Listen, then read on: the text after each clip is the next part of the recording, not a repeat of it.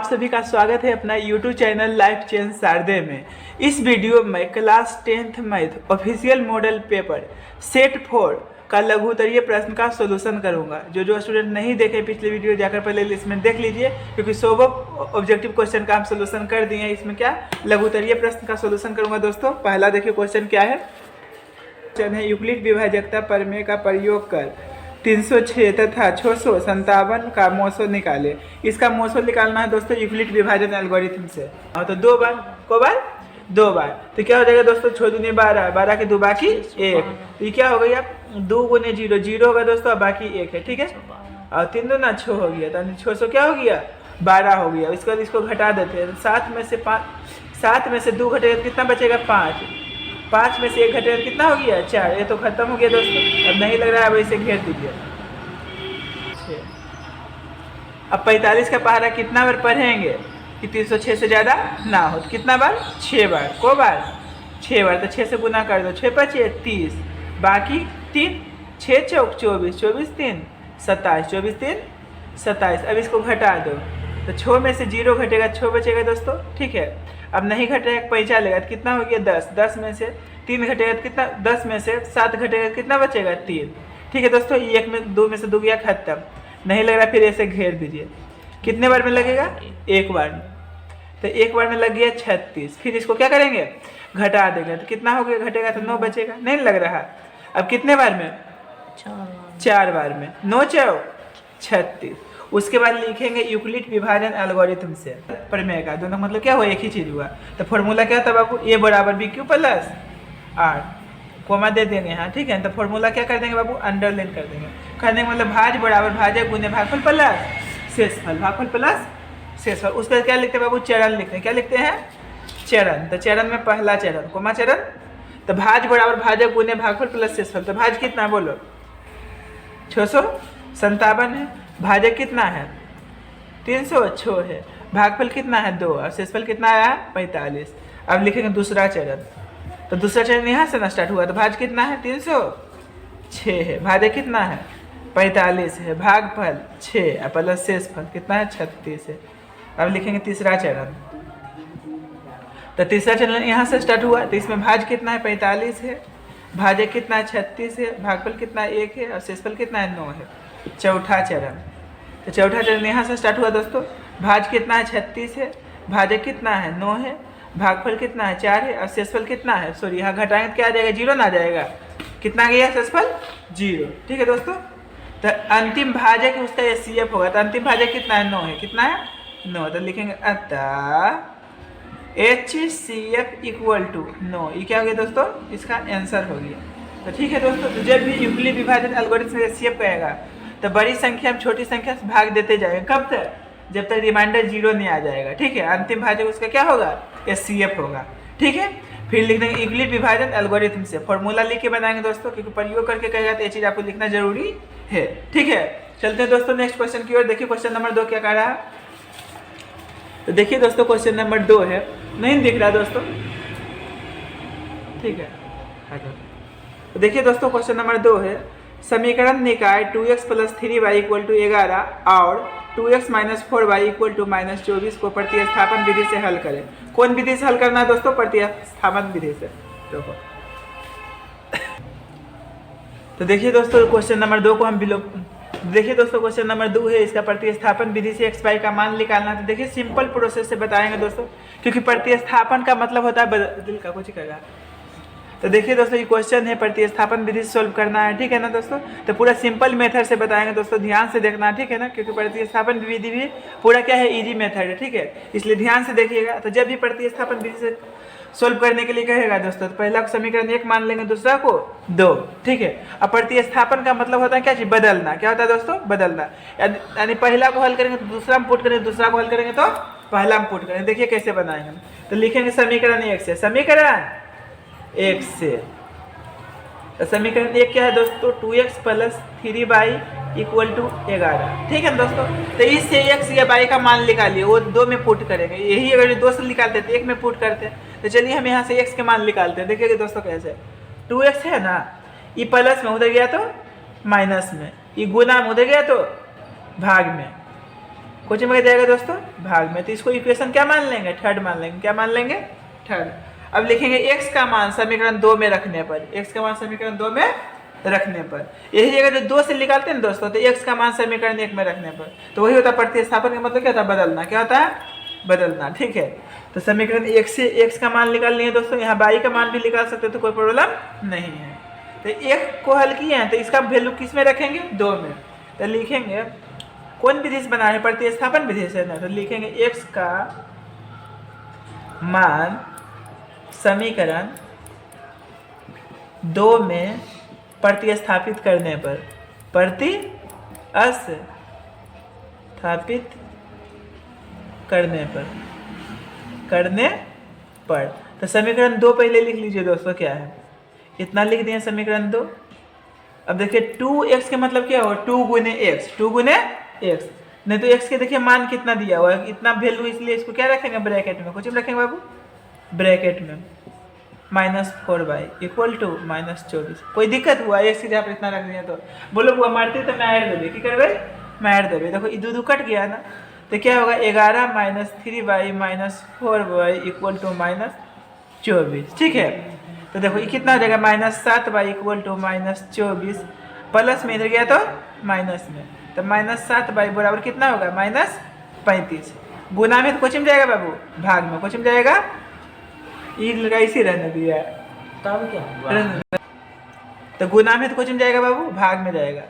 तो minus minus cut गया। ठीक है दोस्तों, 7 × 5 = 35, तो y का वैल्यू क्या आ गया, 5 आ गया। कितना गया दोस्तों, y का वैल्यू 5 आ गया। अब जो y का वैल्यू आया है ना, उसको समीकरण 1 में भी रह सकता है, 2 में भी, 3 में, तीनों में रखेगा तो आंसर क्या आएगा, सेम आएगा। तो सबसे इजी है ना दोस्तों, सबसे इजी पड़ेगा, सिंपल। जे भी मिले लिख लेगा नेक्स्ट ये y का वैल्यू, उसको क्यों रख देंगे समीकरण 3 में। समीकरण 3 में सबसे सिंपल पड़ेगा, क्या पड़ेगा, सबसे सिंपल। तो लिखेंगे y का मान समीकरण 3 में, ये 3 लिखे दोस्तों, ठीक है ना, में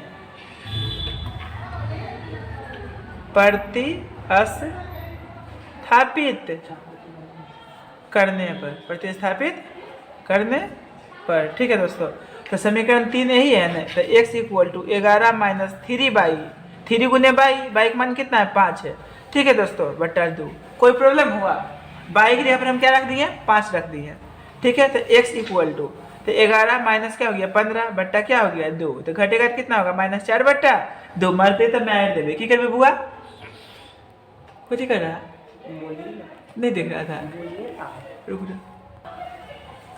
तो देखिए दोस्तों, ये कट गया कितना बार में, 2 बार में, यानी x के मान क्या आ गया, -2 आ गया। क्या आ गया, -2। ठीक है दोस्तों, तो लास्ट में देखिए दोस्तों, लिख देना है यहाँ पे, अतः x बराबर -2 तथा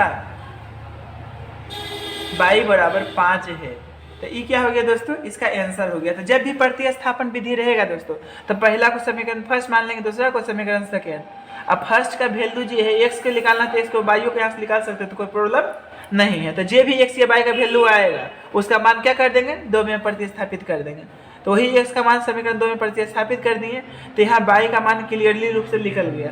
तो जो भी y या x का मान निकलेगा ना, उसको क्या कर देना बाबू, समीकरण 3 में पुट, तो सबसे इजी पड़ेगा। चलते हैं दोस्तों नेक्स्ट क्वेश्चन की ओर। देखिए नेक्स्ट क्वेश्चन नंबर 3 में क्या कह रहा है दोस्तों, ध्यान से देखिएगा। द्विघात बहुपद दिख रहा है ना, रुक। तो क्वेश्चन नंबर 3 है, द्विघात बहुपद x² + 7x + 10 के शून्यकों को ज्ञात करें, यानी इसका शून्यक निकालना है। तो द्विघात में 2 x का वैल्यू लिख लेगा दोस्तों, रुको। तो शून्यक निकालना है गुणनखंड विधि से। कौन विधि से दोस्तों, तो देखिए दोस्तों, इसका शून्यक निकालना है। क्या निकालना है, शून्यक। तो इसमें देखिए दोस्तों, a का मान कितना है, 1 है, b का मान कितना दोस्तों, 7 है।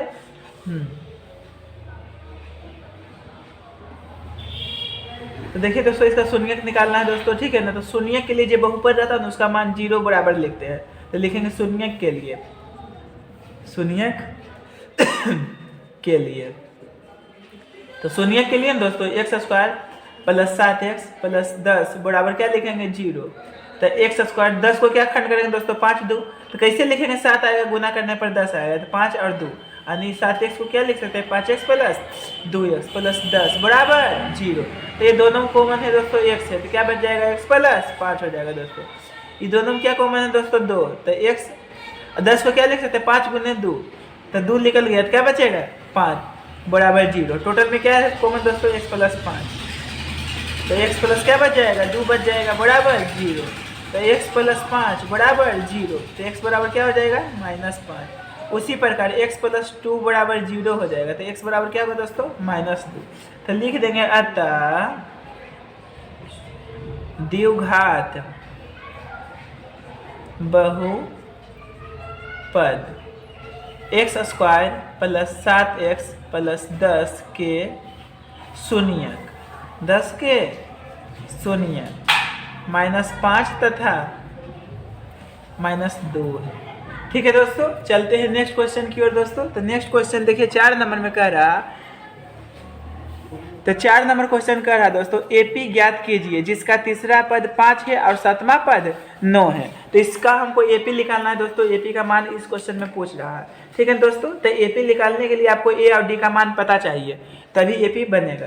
तो देखिए दोस्तों क्वेश्चन नंबर हम 4 का सोल्यूशन करके दिखाते हैं। क्वेश्चन नंबर 4, तो देखिए दोस्तों क्वेश्चन नंबर 4 का सोल्यूशन। तीसरा पद का मतलब होता है A3 और A3 का मान कितना दिया हुआ 5 है। तो A3 का मतलब क्या A3 का मतलब होता है दोस्तों A plus 2D equal to 5। Equation क्या मान लिया फर्स्ट। अब देखिए और क्या है दोस्तों 7वां पद 9 है, तो 7वां पद का मतलब क्या हुआ दोस्तों A7 इक्वल टू कितना दिया हुआ है 9। तो A7 का मतलब क्या हुआ A plus 6D equal to 9। Equation second. अब दोनों समीकरण से A और D का मान निकाल लीजिए दोस्तों, उसके बाद AP बन जाएगा। तो लिखेंगे समीकरण फर्स्ट एंड सेकेंड से।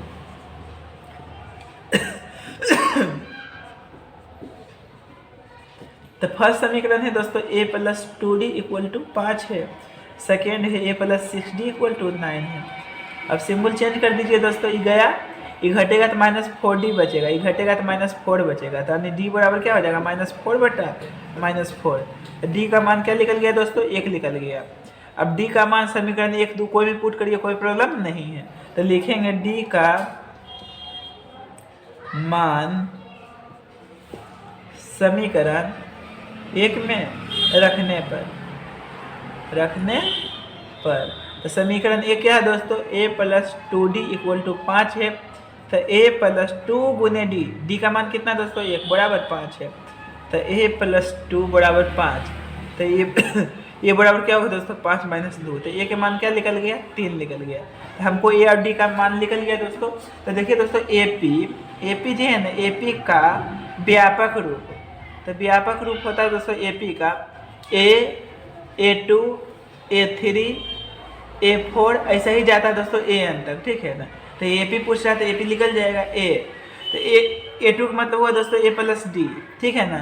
A3 का मतलब हुआ A प्लस 2D, ठीक है ना। उसी होगा A plus 3D A plus 4D dot dot जीते रहेगा। ठीक है, तो A का मान दोस्तों 3 है, A का मान 3 है, D का मान 1 है। A का मान 3 है प्लस 2D का मतलब हुआ 2 गुने D का मान कितना दोस्तों, तो D का मान 1 है। तो D का मान कितना है दोस्तों 2 गुने D का मान कितना दोस्तों 1 है। ऐसा ही देते ही रहेगा। तो ये क्या हो गया 3 हो गया, ये कितना हो गया 4 हो गया, ये कितना हो गया दोस्तों 5 हो गया, डॉट डॉट डॉट इतना है। ठीक है दोस्तों, तो AP पूछ रहा है तो लिख देंगे AP इक्वल टू, तो ये क्या हो गया दोस्तों इसका आंसर हो गया AP लिख दीजिए। ठीक है ना, तो ये क्या हो गया इसका आंसर हो गया डॉट डॉट डॉट इतना है। ठीक है दोस्तों, चलते हैं नेक्स्ट क्वेश्चन की ओर। तो देखिए दोस्तों नेक्स्ट क्वेश्चन क्या है, क्वेश्चन नंबर कितना है दोस्तों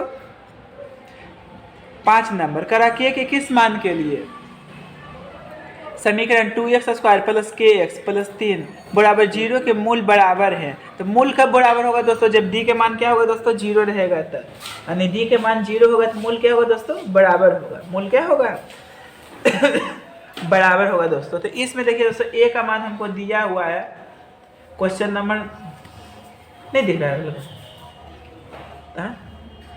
नहीं बोला ना। तो देखिए क्वेश्चन नंबर 5 है दोस्तों 2x² है प्लस kx है प्लस 3 है बराबर 0। तो देखिए इसका सॉल्यूशन दोस्तों, तो इसमें A का मान 2 है और B का मान कितना है k है और C का मान कितना है 3 है। तो मूल पूछ रहा है बराबर है, मूल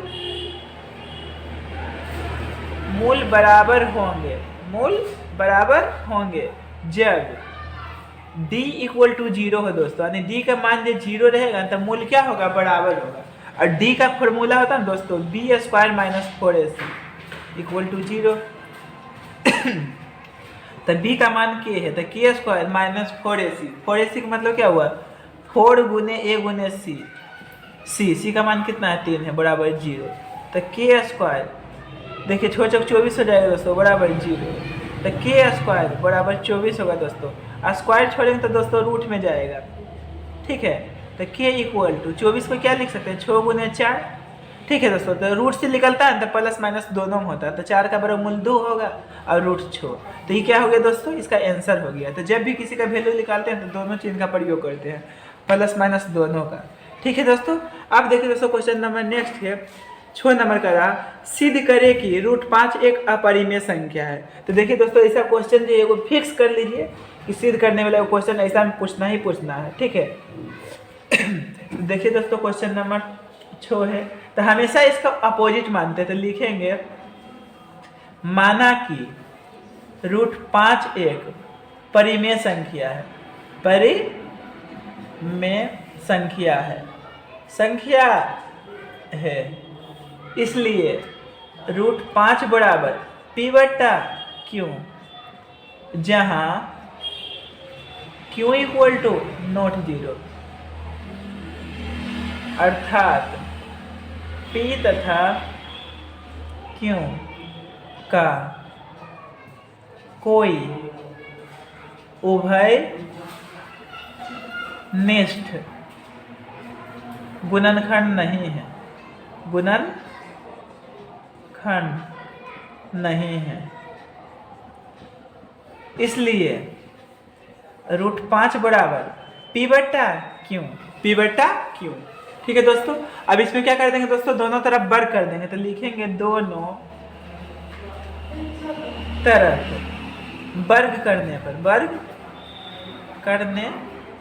पर, ठीक है दोस्तों। तो इधर हो जाएगा √5 का स्क्वायर हो जाएगा दोस्तों इक्वल टू p अपॉन क्यों का होल स्क्वायर होगा। तो √5 का स्क्वायर 5 होगा, ये p square upon Q square होगा दोस्तों। तो क्यू स्क्वायर को हम लिख सकते हैं q इंटू क्यू, तो ये भाग में इधर आएगा तो गुना होगा दोस्तों, ये क्यू के इधर भेज देंगे तो p स्क्वायर अपॉन क्या हो जाएगा दोस्तों क्यू हो जाएगा। तो ये क्या हो गया दोस्तों परिमेय संख्या हो गया, सॉरी ये क्या हो गया दोस्तों अपरिमेय संख्या हो गया, ये परिमेय संख्या। तो यहाँ लिख देंगे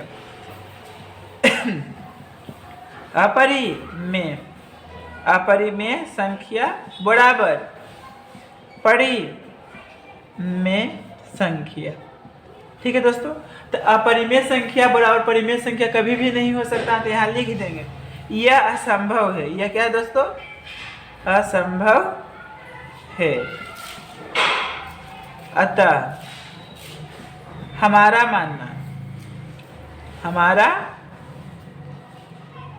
मानना क्या हुआ दोस्तों गलत हुआ, इसलिए √5 एक अपरिमेय संख्या है,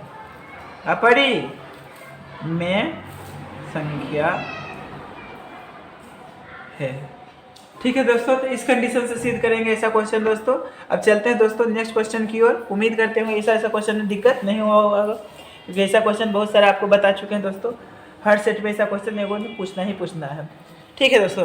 तो चलते हैं नेक्स्ट क्वेश्चन की ओर दोस्तों। नेक्स्ट क्वेश्चन है कर रहा क्वेश्चन नंबर 7, यदि बिंदु x, y बिंदुओं 7,1 और 3,5 से समदूरस्थ है तो x तथा y में संबंध ज्ञात करें। समदूरस्थ के मतलब होता है दोस्तों सम मतलब होता है समान, दूरस्थ मतलब होता है दूरी, यानी दूरी क्या हो दोस्तों समान है। देखिए क्वेश्चन नंबर 7 है दोस्तों।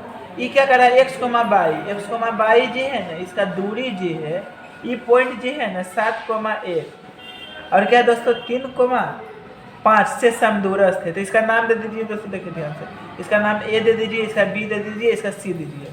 तो लिखेंगे चूंकि बिंदु A से क्या है दोस्तों समदूरस्थ है, इसलिए AB की दूरी बराबर क्या होगा दोस्तों AC की दूरी, ठीक है दोस्तों। तो दूरी फॉर्मूला पहले दोस्तों ब्रैकेट में लिख दीजिए, क्या होता है x2 - x1 का whole square plus y2 - y1 का होल स्क्वायर, ये तो दूरी सूत्र होता है दोस्तों। तो ए बी है ना, तो देखिए ध्यान से, इसको x1 x2 मानिए, इसको x2 x1 मानिए, कोई प्रॉब्लम नहीं है, ठीक है। तो भुज भुज के साथ घटाएंगे दोस्तों, कोटि कोटि के साथ, तो बीच में माइनस देना है, x - 7 लिखिए या 7 - 1 लिखिए, बात बराबर है दोस्तों, क्योंकि इसको स्क्वायर करते हैं। उसी प्रकार y - 1 लिखिए या 1 - y लिखिए, बात क्या है, बराबर है, क्योंकि इसको स्क्वायर किया जाता है दोस्तों। स्क्वायर में माइनस रही है प्लस है, स्क्वायर करेंगे तो हमेशा प्लस में आएगा। उसी प्रकार भुज है, भुज के साथ स्क्वायर करेंगे दोस्तों, यही फॉर्मूला पर सेट हो रहा है दोस्तों। उसके कोटि है, कोटि के साथ करेंगे, तो y - 5 लिखिए या 5 - y लिखिए, कोई परिवर्तन नहीं होगा दोस्तों, क्योंकि यहाँ स्क्वायर होता है, ठीक है दोस्तों।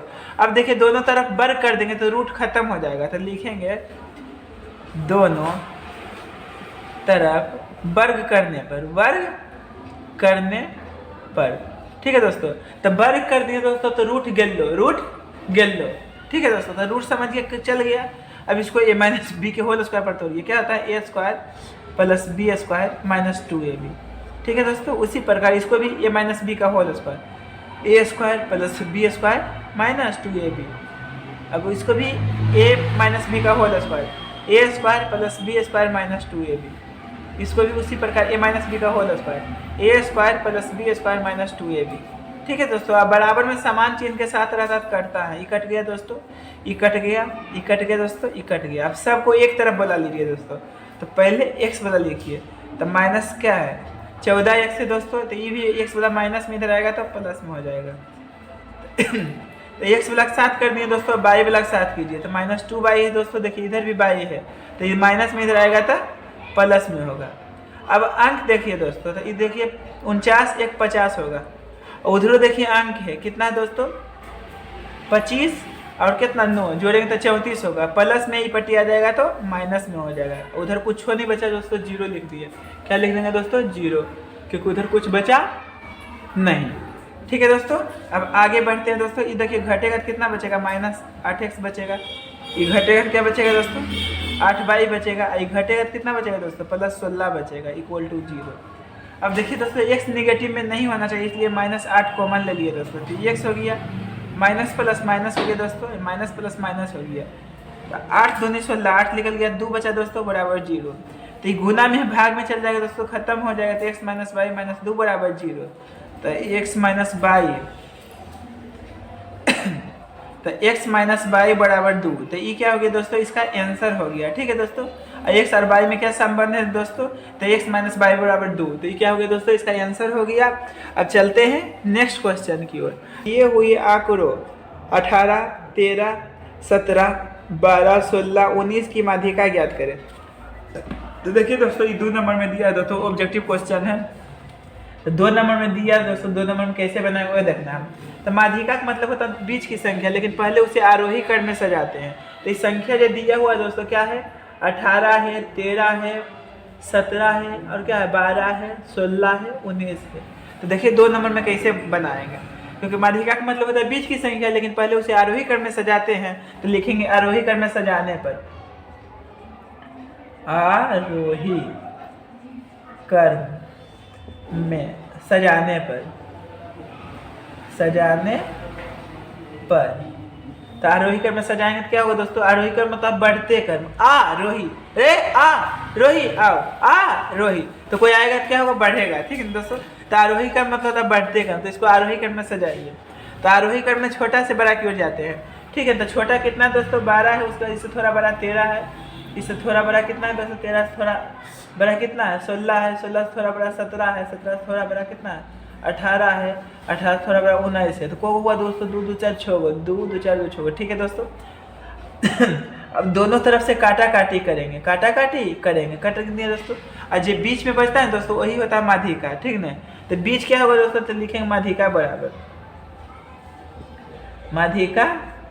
तो जो बीच में बचा है दोस्तों 2 गो, उसको जोड़ के अंदर 2 से भाग दे दिए, तो जोड़ेंगे तो कितना हो जाएगा दोस्तों 33 होगा, और 33 बटा 2 क्या होगा दोस्तों 16.5 होगा। तो इसका आंसर क्या आ जाएगा दोस्तों 16.5, ठीक है दोस्तों। तो 2 नंबर में देगा दोस्तों, इस तरीका से बनाइएगा, ठीक है। अब देखिए दोस्तों नेक्स्ट क्वेश्चन की ओर चलते हैं, क्वेश्चन नंबर 9। तो 9 नंबर में क्वेश्चन कर रहा है दोस्तों, किसी बेलन के आधार का व्यास 42 सेंटीमीटर है तथा ऊंचाई 10 सेंटीमीटर हो तो इसका आयतन ज्ञात करें। जैसे देखिए दोस्तों एक बेलन बना के दिखाते हैं, ठीक है ना। क्या दोस्तों क्वेश्चन नंबर 19 है, क्वेश्चन नंबर क्या है दोस्तों 9 है। तो मान लीजिए ये क्या है, बेलन है, ठीक है दोस्तों, ये क्या है, बेलन है, ठीक है दोस्तों। तो ये त्रिज्या होता है दोस्तों, ऐसे ये ऊंचाई होता है, ठीक है। देखिए दोस्तों फिगर में है तो लिखिए ध्यान से, यहाँ इसका सॉल्यूशन लिख देंगे दोस्तों, ठीक है। तो व्यास बराबर दिया हुआ है दोस्तों, हमको कितना दिया हुआ 42 सेंटीमीटर। तो त्रिज्या क्या होगा दोस्तों, त्रिज्या व्यास का आधा होता है, त्रिज्या क्या होता है, व्यास का आधा, यानी 21 सेंटीमीटर। त्रिज्या को आर लिखते हैं, तो आर का मान कितना हो गया दोस्तों 21 सेंटीमीटर। और ऊंचाई हमको कितना दिया हुआ दोस्तों, ऊंचाई को एच लिखते हैं, तो एच कितना दिया हुआ 10 सेंटीमीटर। तो बेलन का आयतन पूछ रहा है, ठीक है दोस्तों। तो ये ऊंचाई माने तो यहाँ से इसे लिख दीजिए, ऊंचाई कितना दिया हुआ 10 सेंटीमीटर, ठीक है दोस्तों। और त्रिज्या भी माने तो ऐसे करके लिख दीजिए, आर बराबर कितना 21 सेंटीमीटर, ठीक है। तो हमसे पूछ रहा है बेलन का आयतन, तो लिखेंगे बेलन का आयतन बराबर पाई आर स्क्वायर एच होता है। तो पाई का मान पता है दोस्तों 22/7 होता है, और आर का मान दिया हुआ 21, तो 21 का स्क्वायर होगा, और एच का मान दिया हुआ 10। तो 22/7 गुने 21 गुने 21 गुने 10, तो 7 21 हो जाएगा दोस्तों, ये 22 हो गया और गुने कितना हो गया दोस्तों, ये 63 हो गया, और गुने कितना है 10 है। तो ये कुल के गुना कर दीजिए दोस्तों, तो गुना रफ में करके लिख देता हूँ दोस्तों, देखिए ध्यान से। तो 3 दूना 6 होगा दोस्तों, 6 दूनी 12 होगा, 3 दूना 6 होगा दोस्तों, 6 दूनी 12 होगा, जोड़ दीजिए 6 हो गया, 8 हो गया, कितना हो गया 3 हो गया, इतना हो गया, ठीक है दोस्तों। और ये 10 से गुना करें तो 0 बैठा दीजिए दोस्तों, ठीक है। तो इस सेंटीमीटर स्क्वायर में हुआ दोस्तों आयतन, तो लिख देंगे सेंटीमीटर स्क्वायर। तो ये क्या हो गया दोस्तों, इसका आंसर हो गया। अब चलते हैं दोस्तों नेक्स्ट क्वेश्चन की ओर। दोस्तों क्वेश्चन नंबर 10 है, दो संख्याओं का मोसो 145 है तथा उनका लोसो 2175 है। यदि इनमें से एक संख्या कितना है 725 है तो दूसरी संख्या ज्ञात कीजिए, यानी दूसरी संख्या का मान निकाले, ठीक है दोस्तों। देखिए इसका सॉल्यूशन, तब ये CF दिया हुआ है दोस्तों, देखिए दोस्तों ये CF दिया हुआ है 145, ये CF मोसो को क्या लिखते हैं दोस्तों HCF। तो HCF के मतलब क्या होता है दोस्तों मोसो, तो मोसो कितना दिया हुआ दोस्तों 145, और लोसो का मतलब क्या होता है दोस्तों LCM, तो LCM कितना दिया हुआ है 2175। अब पहली संख्या को A लिखते हैं, दूसरी संख्या को B लिखते हैं। तो A का मान हमको दिया हुआ दोस्तों 725, अब B का मान हमसे पूछ रहा है, ठीक है दोस्तों। तो दूसरी संख्या बराबर फॉर्मूला होता है दोस्तों, लिखिए हिंदी में लिखते हैं, दूसरी संख्या बराबर, तो दूसरी संख्या बराबर फॉर्मूला होता है दोस्तों, यानी LCM गुने HCF, अब बटा होता है पहली संख्या, पहली संख्या, ठीक है दोस्तों। ये फॉर्मूला होता है, चूंकि करके लिख दीजिए, चूंकि दूसरी संख्या बराबर क्या होता है LCM गुने HCF बटा पहली संख्या। तो दूसरी संख्या क्या माने दोस्तों B माने। अब LCM कितना दिया है दोस्तों 2175, और HCF कितना दिया है 145, अब पहली संख्या कितना दिया है 725। अब देखिए तो इसको धीरे धीरे काटिए, काटने में दिक्कत होता है, धीरे धीरे काटिए। 5 से 5 दूना 10 होगा दोस्तों, अपन नमा 45 होगा, 5 एकम 5 होगा दोस्तों, 2 उसमें गया 5 चौक 20 होगा, 5 25 होगा, ठीक है दोस्तों। अब इसको काटिए 5 से, तो 5 दूना 10 होगा, 5 नमा 45, 5 चौक 20 हो गया दोस्तों, एक इसमें गया 5 तिया 15 हो गया, 5 25। अब देखिए 29 कट जाएगा, तो B का मान कितना गया दोस्तों 435। तो यही हो गया दोस्तों दूसरी संख्या, तो लिख देंगे अतः दूसरी संख्या 435 है, ठीक है दोस्तों। तो ये हो गया इसका आंसर हो गया। अब चलते हैं नेक्स्ट क्वेश्चन की ओर। तो देखिए दोस्तों क्वेश्चन नंबर 11 है, तो 11 नंबर त्रिकोणमिति क्वेश्चन है दोस्तों। कह रहा है यदि सेक थीटा बराबर 13/12 हो तो 1 + sin theta into 1 - sin theta upon 1 + cos theta into 1 - cos theta का मान निकाले, ठीक है दोस्तों। तो इसका मान निकालना है।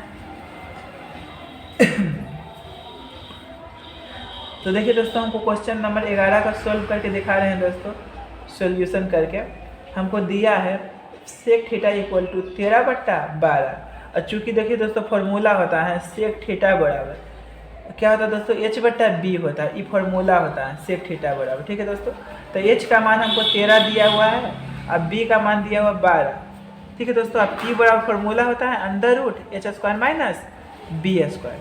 ठीक है दोस्तों, तो h के मान कितना है 13, तो 13 का स्क्वायर माइनस 12 का स्क्वायर, तो p बराबर 13 का स्क्वायर 169 होगा, 12 का 144 होगा, तो घट जाएगा तो कितना होगा दोस्तों 25 होगा। 25 का वर्गमूल क्या हो जाएगा 5 होगा, यानी p का मान हमको 5 निकल चुका है। अब एक समकोण त्रिभुज बना दीजिए दोस्तों। ठीक है, इसका नाम दे दीजिए ए बी सी। ये 90 डिग्री होता है दोस्तों, मान लीजिए इसको हम थीटा मान लिए, तो थीटा के सामने वाला भुजा p होता है, p का मान 5 है, और जब p पता चल गया तो b होगा, b 12 है दोस्तों, और इस तो पता है बड़ी भुजा होता है 13 है। हमको क्या करना है दोस्तों, क्वेश्चन कह रहा है 1 plus sine theta into 1 minus sine theta upon 1 plus cos theta. ठीक है दोस्तों, इंटू 1 माइनस कोस थीटा, इसका हमको वैल्यू निकालना है दोस्तों। ठीक है दोस्तों, तो देखिए यहाँ लग जाएगा a plus B into minus B, क्या होता है दोस्तों a square minus B square. ठीक है दोस्तों, डायरेक्ट भी मान पुट कर सकते हैं दोस्तों, उसमें बहुत बड़ा हो जाएगा। तो 2 नंबर का क्वेश्चन है दोस्तों, थोड़ा शॉर्ट में बनाएंगे, तो यहाँ भी a plus B into minus B क्या लगेगा a square minus B square. ठीक है दोस्तों, अब पता है दोस्तों एक का स्क्वायर एक ही होता है, क्या हो गया साइन स्क्वायर थीटा। उसी प्रकार दोस्तों एक का स्क्वायर एक ही होता है, क्या हो गया कोस स्क्वायर थीटा। अब देखिए दोस्तों 1 माइनस साइन स्क्वायर थीटा होता है कोस स्क्वायर थीटा, और 1 माइनस कोस स्क्वायर थीटा क्या होता है दोस्तों साइन स्क्वायर थीटा। अब देखिए कोस बट्टा साइन क्या होता है दोस्तों कोट, स्क्वायर है तो स्क्वायर करेंगे। ठीक है, अब कोट थीटा का फॉर्मूला होता है दोस्तों बी बट्टा क्या होता है p होता है, b बट्टा p, स्क्वायर है तो स्क्वायर। b का मान कितना है दोस्तों 12 है, p का मान कितना है 5 है, तो 12 का स्क्वायर होता है दोस्तों 144, अब 5 का स्क्वायर होता है 25, 5 का स्क्वायर 25। तो यही आंसर कर दीजिए दोस्तों, नहीं मन है आगे तो पूर्णांक में भी लिख सकते हैं, तो पूर्णांक में लिख दीजिए दोस्तों। देखिए ध्यान से,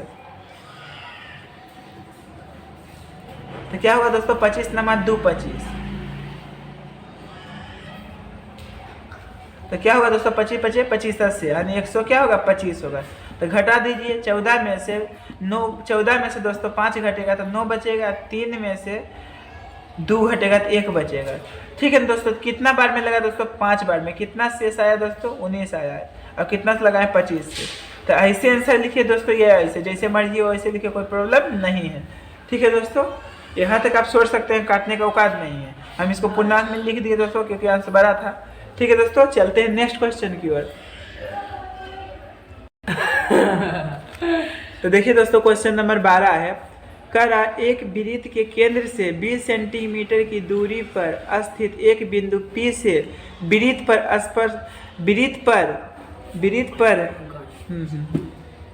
बिंदु P से वृत्त पर खींचे गए स्पर्श रेखा की लंबाई ज्ञात करें। स्पर्श रेखा की लंबाई ज्ञात करें यदि वृत्त की त्रिज्या 5 सेमी है, यानी 5 सेंटीमीटर है। कहने मतलब मान लीजिए दोस्तों एक क्या है वृत्त है, क्या है दोस्तों एक मान लीजिए वृत्त है, इसका केंद्र होता है दोस्तों, क्या होता है केंद्र होता है। तो कह रहा कि एक वृत्त के केंद्र से, यानी वृत्त के केंद्र से 20 सेंटीमीटर की दूरी पर स्थित कोई बिंदु P है। मान लो यहाँ बिंदु क्या है दोस्तों P है, तो यहाँ से यहाँ तक की दूरी जी है ना डिस्टेंस कितना है दोस्तों 20 सेंटीमीटर है। ठीक है, और स्पर्श मतलब क्या होता है, यहाँ से ऐसे स्पर्श किया ना ऐसे, तो यही हमको स्पर्श रेखा की लंबाई पूछ रहा है। और त्रिज्या हमको दिया हुआ है, त्रिज्या कितना दिया हुआ है दोस्तों, त्रिज्या ये जो है ना दिया हुआ हमको 5 सेंटीमीटर, कितना दिया हुआ है, इसका नाम दे दो O। ठीक है ना, ये क्या दे दिए A। ठीक है दोस्तों, तो केंद्र जी है ना, केंद्र से अगर कोई भी बाह्य बिंदु के मिलाएंगे तो वो क्या होता है दोस्तों कर्ण होता है, क्या होता है कर्ण होता है। ठीक है दोस्तों, नहीं तो देखिए देखिए स्पर्श जी रेखा जो रहता है दोस्तों त्रिज्या पर क्या होता है लंब होता है, तो लंब रहता है कितना डिग्री कोण बनता है 90 डिग्री का, कितना डिग्री का। और समकोण के सामने वाला भुजा क्या कहलाता है कर्ण कहलाता है, क्या कहलाता है कर्ण। तो लिखेंगे सम कोण त्रिभुज, समकोण त्रिभुज OAP में पाइथागोरस के प्रमेय से, पाइथागोरस के प्रमेय से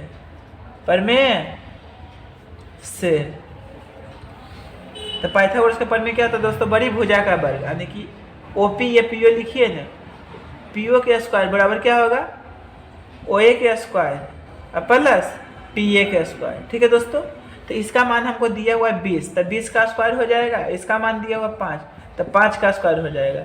और ये तो पी ए का मान निकालना है, पी ए का क्या करना है दोस्तों, मान निकालना है। तो 20 का स्क्वायर कितना होगा 400, 5 का स्क्वायर क्या होगा 25, और क्या होगा पी ए का स्क्वायर होगा ना दोस्तों। इसको ऐसे करके स्क्वायर लिखिए, कोई प्रॉब्लम नहीं है। अभी प्लस में इधर आएगा तो माइनस में, पी ए के स्क्वायर घटेगा तो क्या होगा दोस्तों 375 बराबर पी ए के स्क्वायर। स्क्वायर छोड़म तो कोचिम जाई बाबू रूट में, कोचिम जाई रूट में। एक बिस्किट खाए हो हम तुम, उसमें क्या होता है दोस्तों हम बराबर तुम, तो तुम बराबर हम। उसके बाद इसका अभाज्य गुणनखंड करते हैं। कौन गुणनखंड, 5 से लगा हुआ, 5 7 35 25 25, 5 एकम 5 25 25, 5 या 15। ठीक है दोस्तों, तो जोड़ा में एगो निकलता है, जोड़ा में एगो निकलता है। तो 25 के क्या लिख लेगा दोस्तों 5, और जिसका जोड़ा नहीं लगेगा गुना करके रूठे में लिख देंगे, क्या होगा 5 या 15। तो ये क्या हो गया दोस्तों, इसका आंसर हो गया, क्योंकि पी ए क्या है स्पर्श रेखा है, तो वही हमसे स्पर्श रेखा की लंबाई पूछ रहा था। तो स्पर्श रेखा की लंबाई क्या है दोस्तों 5, रूट अंडर कितना आया 15। तो ये क्या हो गया दोस्तों, इसका आंसर हो गया